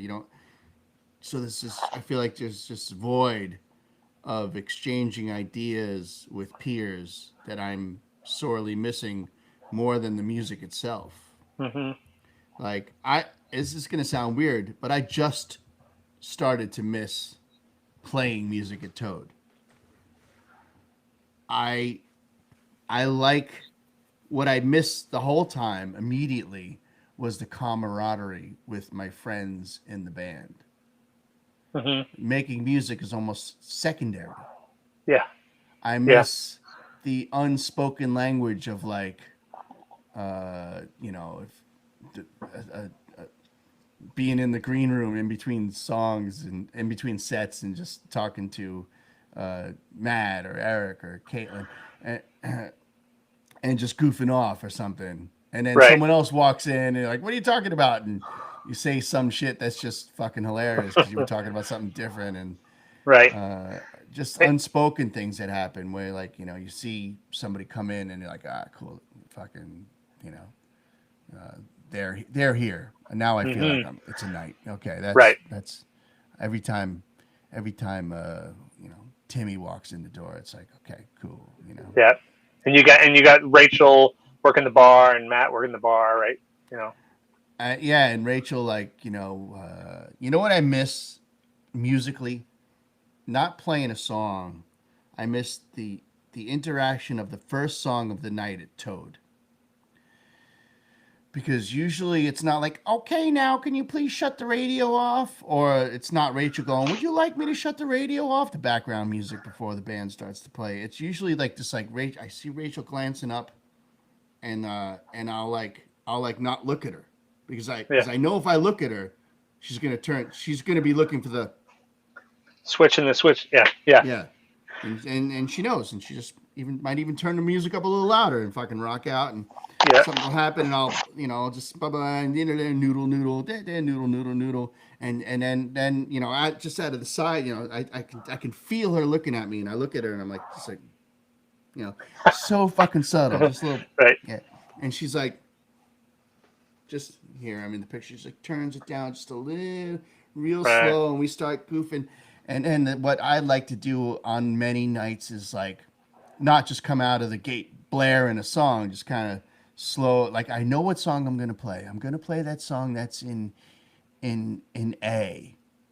So I'm just going to riff off in E for a little while, and everybody's tuning in E, because E is the fifth of A, and which the E brings you back to the A, and I'm just tuning, and or just continue on and start to do something in E, or just like all of a sudden, whatever it is, it's this gradual process of experiencing the room and the people and the vibe and all the regulars are like, it's starting, and then the new people are just kind of like, what are they fucking doing? Are they gonna play a song? But what's that? I don't know. It's not offensive though. I guess I'm in, and then you just at some point you just start hitting them. And all of a sudden, it's not that I miss playing the music. It's the experience, Yep. It's the whole thing. And all also the interplay between musicians that you've been playing together for years, and just the little subtleties of something you love that they do, or like a little in joke that they screw up every time, and they know that and it's that stuff is great. Jake and I, every time Jake usually stands in front of me and I'm on the stage. If anybody doesn't know what the setup of Toad is, it's a very small stage and we have a very large band. And Jake will stand in front on the floor, so he's in front of me. I'm behind him, and I can if he looks up, he can see me, and if I look down, I can see him. And like if I drop a clam, if I'm like do plonk, like the wrong note, Jake he just goes. Really? I'll say like the wrong lyric or some shit. I love it. I miss it. Like, I almost like fuck ups more than I do playing the song right, because I like the energy. What the fuck was that? Yeah, exactly. I know. I know. I miss the human aspect of the gig. Right. I was going to say that. Yep. More than the music, I suppose. I guess the Yep. music is part of it, but you understand what I'm saying. Yeah, I do. Yep. All right. Well, I think we've covered it. yeah, we have, but the great thing is I don't think we've covered it all. So we can continue this whenever you want to continue it. Maybe, I don't know. We'll do this again. I would love to. Well, I have a feeling it's going to be a long winter, so let's do it again for sure. Okay. Yeah, this is awesome. It's a pleasure to talk with you tonight. Thank you so much for doing this. I appreciate it. No, thank you for asking me. It's like we're in the same room, but we're not at all. Yeah. Maybe we'll see each other out there. I don't know. Okay. If you ever have anything, if there's anything that ever comes up, and likewise, that's musical, that's safe to do, let's do it. Yeah. I people ask me what's going on with the Burn, and the Burn's just open for business and selling food and drink, but there's not much going on with music. I might do something on the backroom stage, like during off hours to record, but I don't know. We could talk about that if you felt like coming in. I don't know if those Hank Wonder guys are in your bubble, or you guys. Oh yeah, they are. So we could always do something on stage. Okay, cool. Yeah, we're doing a gig on the 20th of November that I don't even have the info yet, but it's a streaming gig at a church in Winchester, but like a whole full AV thing with a video crew, and we have to get tested before we do it. Yeah, that's the thing. So, I don't have a whole AV set up there. I don't. No. I have my computer and a couple iPhones. That's okay. I'm just saying it mainly to say that we are playing together, so we're not. We're in the same bubble. Cool. Yeah. Cool. Awesome. All right. Give my best to your clan. I'm gonna hit the finish button and call this a night, just in case there's anybody out there watching and listening. Thank you very much. You've been chatting with myself and Darren Buck, singer-songwriter. Hank Wonder Band has got a new record. It's almost done. It's got slowed down by COVID, but it's coming out real soon. And that is our show. And I'm gonna hit the finish button. And thank you very much for tuning in. I'll see y'all soon. Take it easy.